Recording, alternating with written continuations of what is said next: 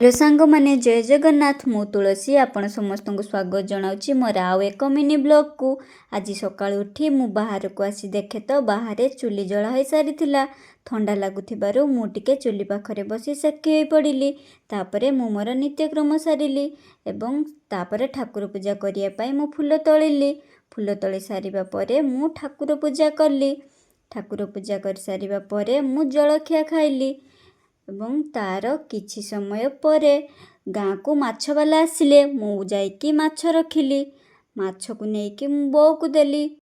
बो से माछ को खंड खंड करी काटिकी भल भाबरे ताकू धोई देला। माछरे हळदी आउ लूण पकाई भल भाबरे गळाई देला। तापरे ताकू से भाजिला। रोसेई सरी जाइथिला। तापरे आमे सबु मिसिकी खाइलु। सांग माने एठारे मो भिडियोटी को समाप्त करुछि। मो भिडियोटी को शेष पर्यंत देखिथिबारु धन्यवाद। लाइक कमेंट शेयर करिया को जमारु भूलिबेनी।